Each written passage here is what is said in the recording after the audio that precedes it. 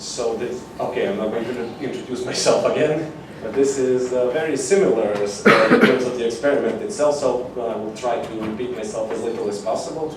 Although the main difference here is that this research involved part of a reactor mantle, so it was another pressure vessel, but this time with the exact opposite application, because this one involved exploitation for, I think, 40 years in the working conditions you can see here with the pressure of 35 bars and a temperature of almost 540 degrees. So while my steel is mostly used for more or less cryogenic applications, this is the exact opposite. This is a steel where creep is the main problem and the degradation of mechanical properties that happens during exploitation at such temperatures.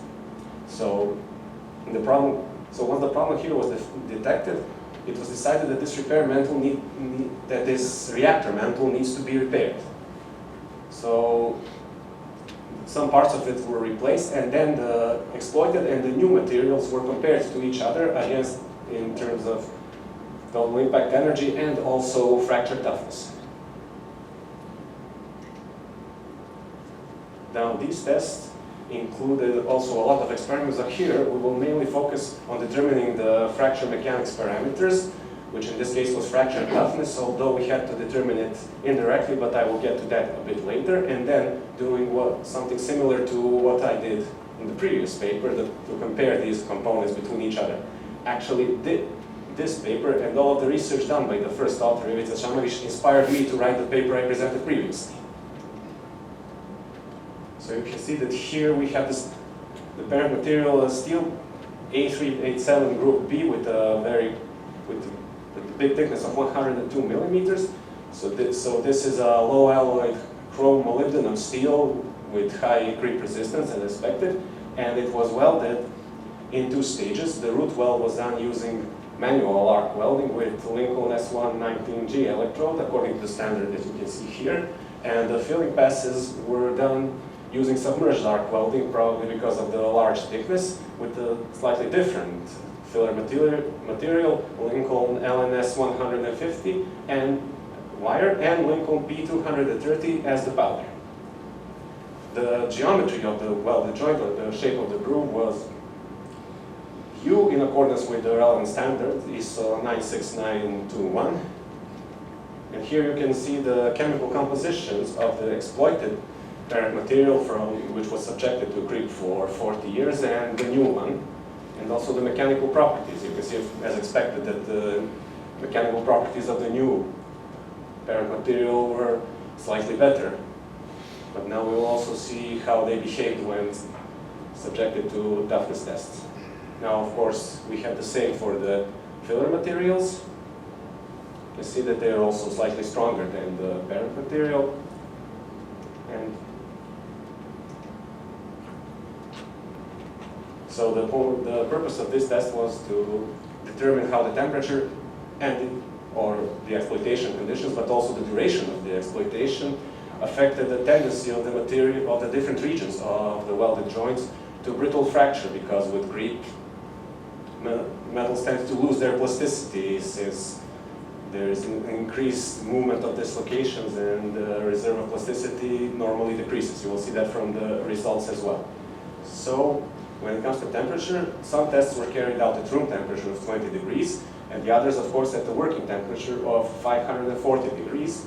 And in addition to toughness tests, there was also 3-point bending, although I won't go into much detail about that at the moment. As I said, fracture toughness, K1C, was determined indirectly based on the critical J integral value from elastic plastic fracture mechanics. Now, these specimens were tested with using successive partial unload, or also known as the single specimen permeability method, although you will probably have to ask the first author about that. I'm not so familiar with this. So, from the results obtained, we constructed the J delta May curve and obtained the critical value of the J integral, and then used the formula, the standard formula you can see here, to determine the stress intensity factor itself. Now, it should be mentioned that 2 different values of the elastic modulus were adopted for room and working temperature, and you can see their values here. And of course, we can use the K1C formula to determine the critical crack length for each case. So here are some some examples of the diagrams that were obtained. This was performed at the same place as the experiment I described in the previous paper, by the way. So there is a whole lot of these diagrams and results, but I'll just try to keep it short and show you some of them, because otherwise this would last about as much as a plenary lecture. So here we have an example which shows us for the results for the new parent materials in terms of impact energy and its components. So it's a bit similar to the results I have obtained. Once again, crack propagation energy is significantly higher, although the impact total energy is a bit better. And you can see that it decreased considerably with an increase in temperature. Now this is all for the new parent version of the parent material. Of course, for the exploited, these values were approximately one half. Again, this is the parent material. And now we can see that the crack initiation energy actually didn't really change considerably, but crack propagation energy decreased by a noticeable factor, which we will discuss at a later point. Although at this point the change in temperature didn't have such a noticeable effect. Now we can also see the aforementioned values of fracture toughness for the welded metal. Now when I said new and exploited, I was referring to parent material and heat affected zone. There were no new or exploited welded metal in this analysis. But here you can see the critical J integral value based on which critical stress intensity factor or fracture toughness was determined, and of course the appropriate crack lengths. And once again there was some differences in terms of temperature, with the higher temperature giving us lower values, although in this case they didn't decrease as drastically as the previously mentioned crack propagation energy. So now we have the same results for the new heat affected zone. Again for K1C and the critical J integral, and also for the exploit. So once again there is some maybe 20 to 30% decrease with the temperature, and a similar decrease depending on whether it was new or exploited.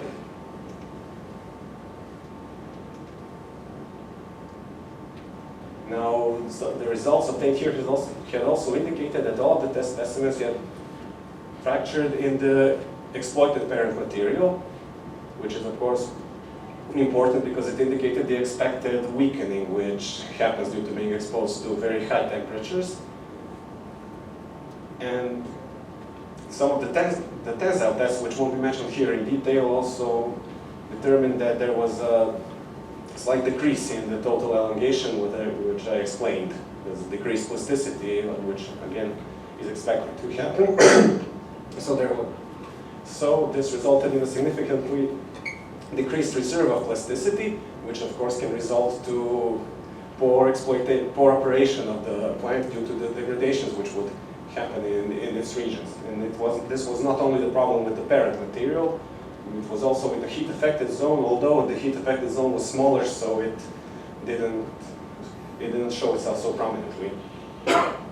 Of course, all the values obtained were still within the ranges prescribed by standards, which validated the repair technology that was used. So now as for the behavior of the heat affected zone, as I said, it had a very small volume portion compared to the rest, but still there were some problems with it, which I will show you a bit later, since heat affected zone is the one most likely to degrade when temperature increases due to the increase in the grain size, which is usually a problem with low alloy steels in general, and something that needs to be taken into account. And now, based on the results of specimens taken from the new and exploited parent material and heat affected zone, as well as the welded metal, you see that the increase in testing temperature, or from room temperature to exploitation temperature, led to a decrease in the value of the critical J integral and the decrease in fracture toughness, which resulted from it, which of course also led to critical crack length being decreased. Again, smaller plasticity reserve due to creep. So now, based on the results, some of which I have already shown you, we calculated some of the average values for total energy and its components, and wanted to see their relation to each of the individual components. So So basically, we once again had the new and the old room and working temperature. Now, usually the crack propagation energy represents the resistance to crack growth, but in our case, it was much easier to more accurately relate the crack initiation energy to the fracture toughness, as the ratio between these was around 2.2 in pretty much all of the cases, mostly because the propagation energy remained unchanged, or initiation energy remained unchanged or changed slightly, as opposed to propagation energy, which decreased considerably.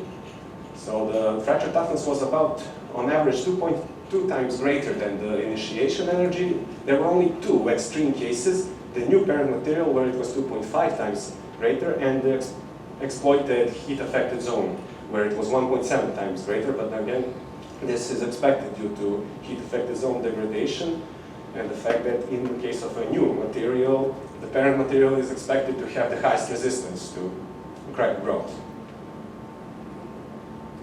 So when it comes to the effect of temperature and exploitation time, the propagation energy didn't change considerably, as opposed the initiation energy didn't change considerably, as opposed to the propagation energy, and the total value was approximately 1/2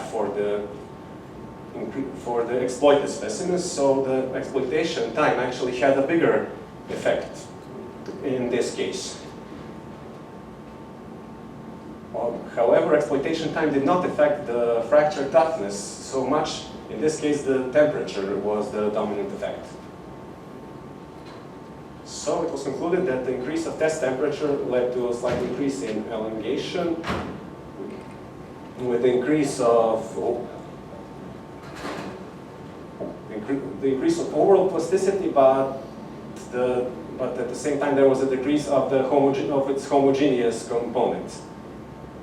And so the exploitation time was a significant factor in reducing the general mechanical properties as expected. Now, as far as fracture toughness goes, it was determined indirectly because of the inability to satisfy the plane strain conditions. So we had to go to the critical J integral value, which of course once again decreased noticeably depending on the tested temperature. Now, for each individual zone, the weakest resistance to crack propagation under static load was in the case of specimens notched in the heat-affected zone. As mentioned, they also had the least favorable ratio of K1C to crack initiation energy. And best performance in this regard was in the weld metal notch specimen. So once again, exploitation time significantly impacted the resistance to crack propagation due to the aforementioned weakening of mechanical properties caused by creep, while temperature did not affect these parameters to a noticeable extent, although it did affect the propagation component. So based on the obtained fracture mechanics parameter, we can conclude two things: that the tendency to brittle fracture was lowest in the weld metal and also the parent material, so that was more favorable, and that of course it was highest in the heat-affected zone, which, as I said, is most likely to deteriorate at higher temperatures. And these results indicated that there is also considerable differences in terms of the values of parameters depending on the working life of the material itself, which of course is expected since the new material will have better properties, and wasn't subjected to 40 years of working at 540 degrees. And once again, the results which gave us values which were still within the limits prescribed by standards, confirmed that the technology used for the repairing was well selected and that it got the job done. So thank you for your attention. Sorry, there is no time for questions.